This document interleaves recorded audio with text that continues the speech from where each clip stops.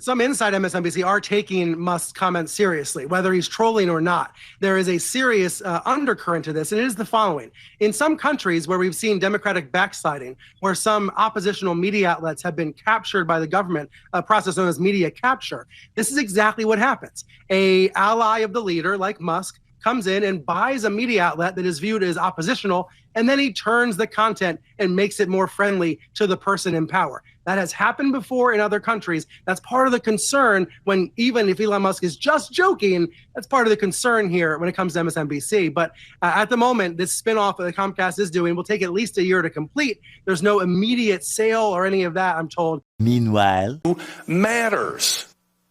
Everything we do is under fire. Elon Musk sits on Twitter every day, or X today, saying like, we are the media, you are the media. My message to Elon Musk is bullshit. You're not the media. You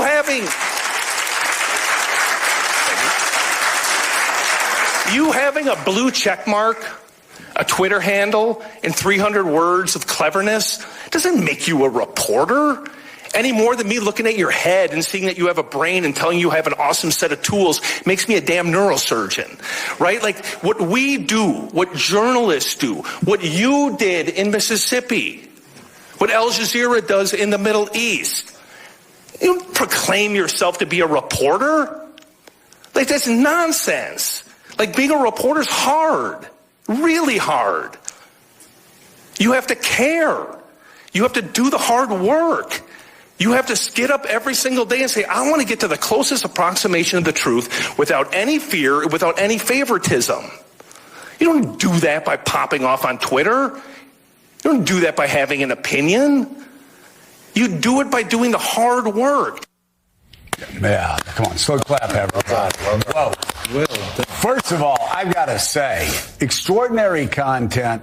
It needed to be said. Yeah. It continues to need to be said. When all of the garbage is flying around on social media, lying about reporters, lying about the hard work they do, lying about the hard work editors do, lying about everything up and down about not only their alternative set of facts, but alternative set of facts about what people like you do.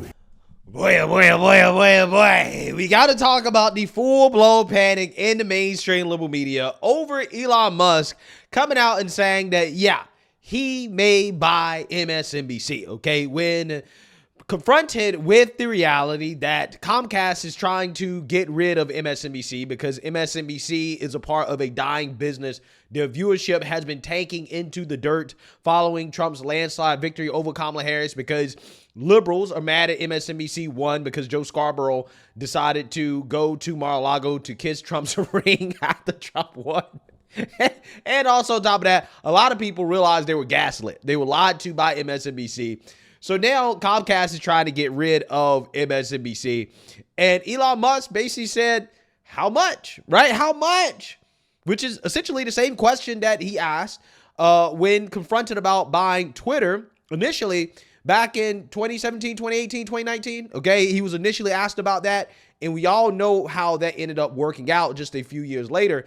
He bought the platform, right? He bought the platform and turned it into X. And ever since then, the mainstream liberal media, they've been losing their minds over X. In fact, they're still losing their minds over X because, as you guys saw at the beginning of this video, you have a woke CEO of Axios boo-hoo, whining, and crying because Elon Musk said that the users of X are now the news, right? We are the media, okay? And that's true, okay? We are the media, okay? Because the media has lost a whole lot of trust, okay? And the gatekeepers really don't like that, right? They don't like the fact that journalists are being delegitimized.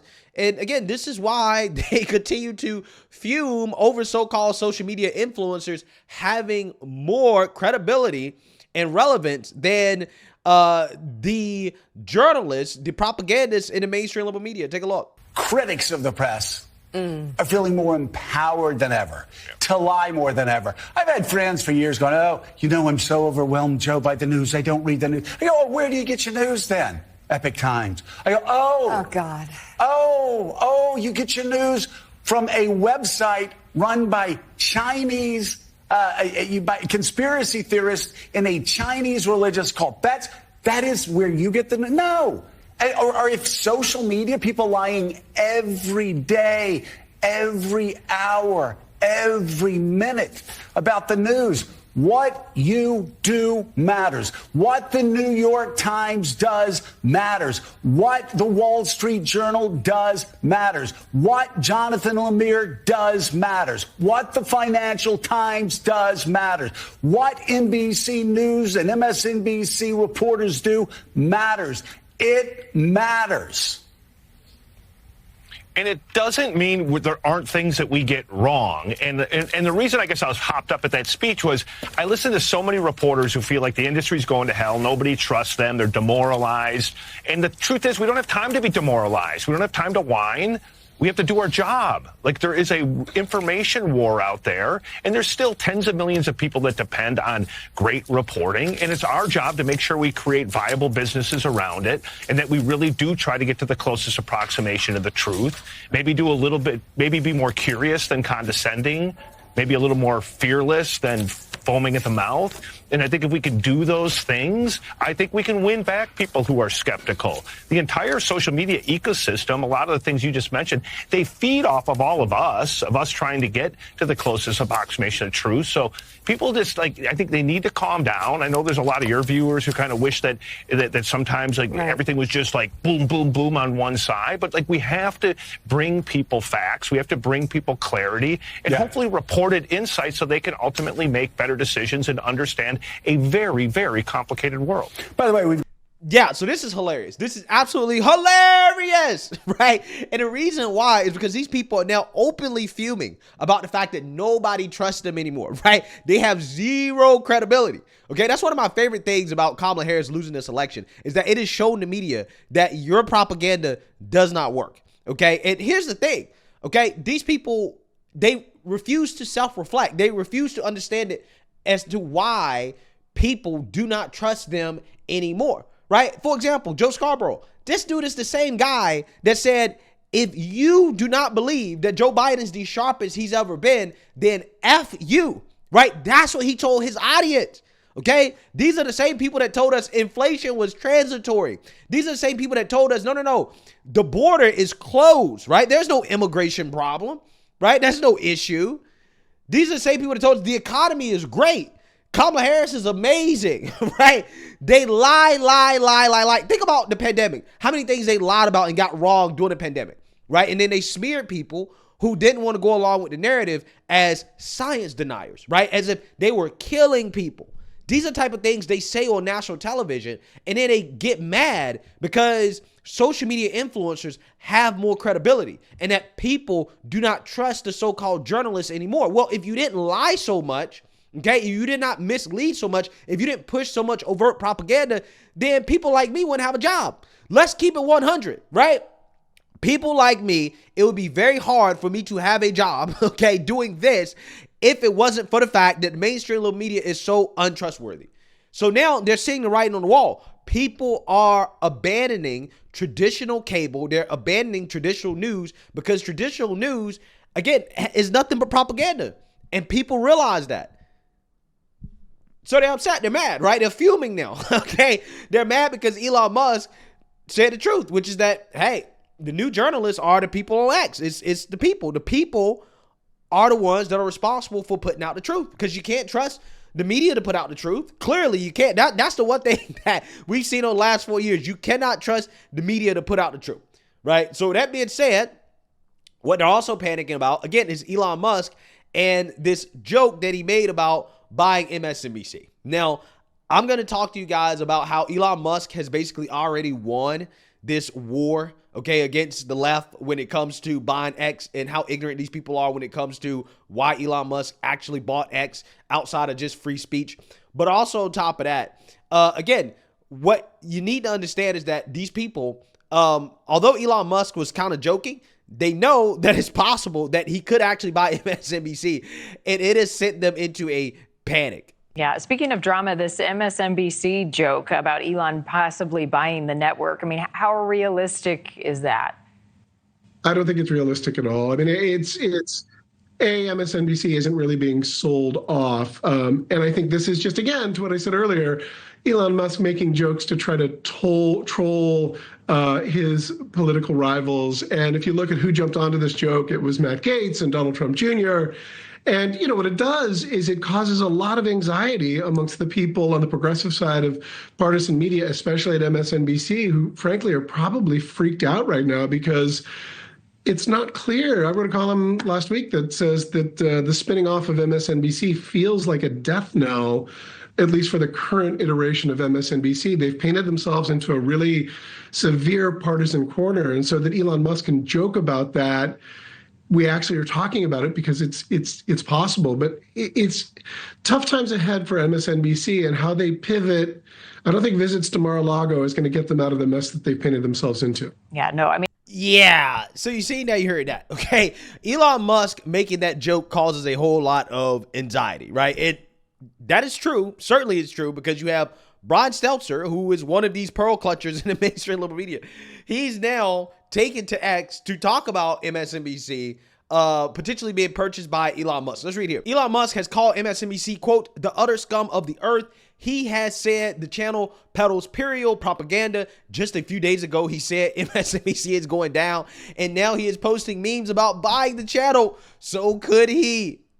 Conventional wisdom holds that Musk and his friends are just joking, but Musk posts are adding to the anxiety that MSNBC staffers are feeling about Trump's reelection and the recently announced spinoff of Comcast cable channels. Over the weekend, I spoke with a lot of sources, and the first things first, contrary to the claims that Trump allies are posting on here, MSNBC is not a failing business, right? They're a future failing business, which again is why they're being spun off, just in case they do fail, right? They're going to see if MSNBC can stand on its own in a dying industry, okay?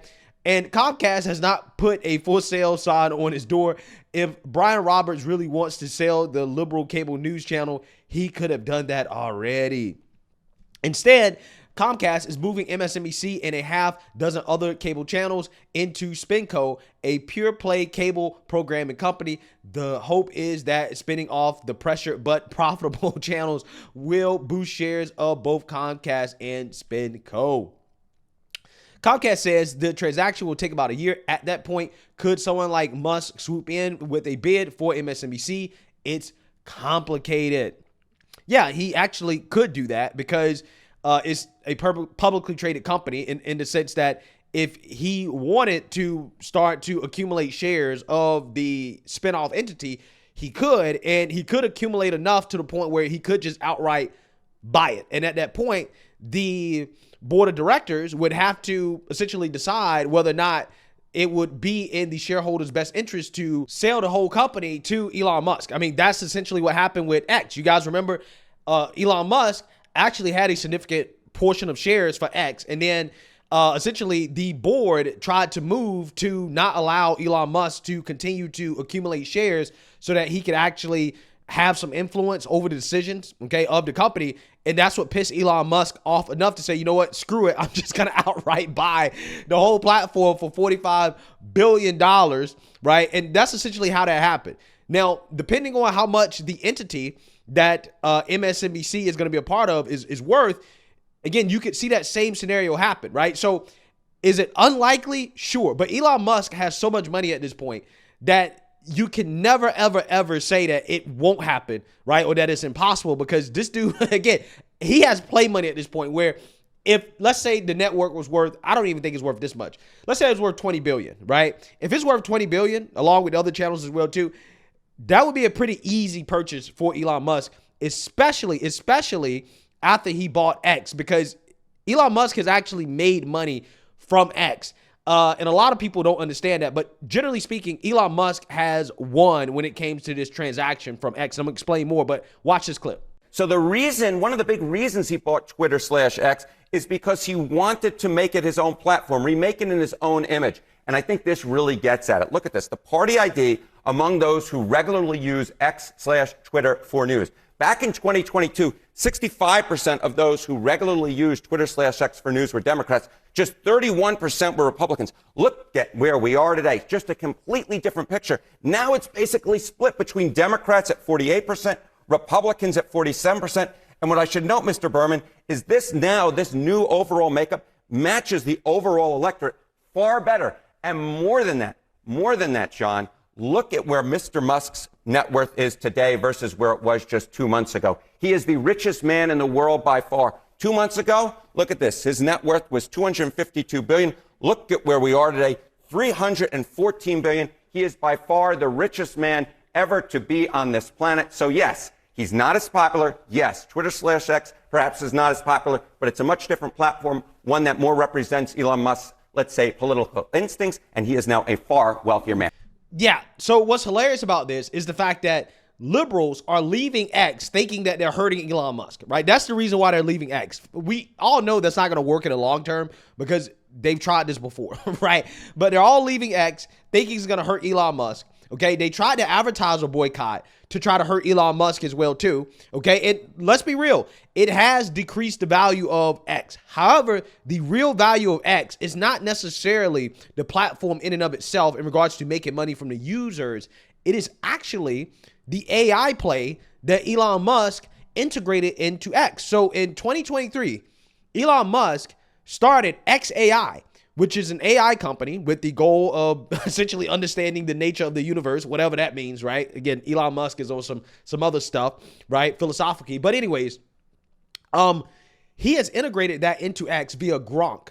And Elon Musk now has generated more money in regards to valuation of XAI than what he paid for X. And he used X in order to help raise money for this AI startup, which is worth $50 billion. $50 billion, right? So when these idiots come out here and talk about Elon Musk is not a good businessman, Elon Musk doesn't know what he's doing because, look, he lost money with X. X is now worth $9 billion.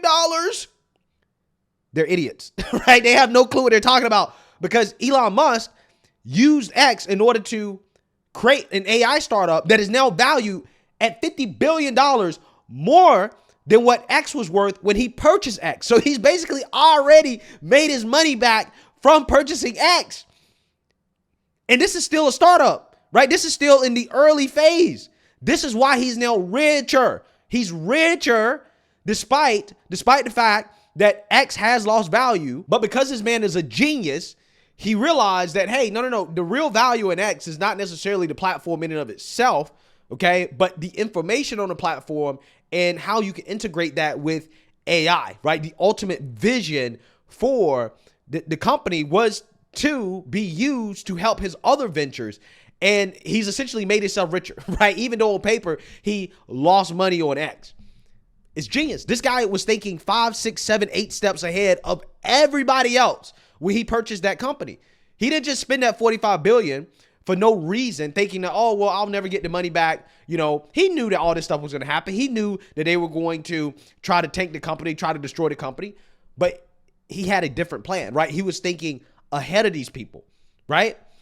That's the crazy part. So Elon Musk has won, right? He's thoroughly defeated these people. And if he ends up purchasing MSNBC, oh my God, that would be the icing on the cake. I am so glad that Elon Musk is on our side. I am so glad that the left pushed this man away, right? They pushed away Joe Rogan. They pushed away all of the best people they had, right? All of the best people they had, they pushed away. And now they're on our side. And now these people are foaming at the mouth, fuming, because this man is winning. And he just keeps winning despite their best efforts to tank this man. Wow. Let me know what you guys think. Make sure you like, comment, and subscribe. Most importantly, share a Black conservative perspective. Peace.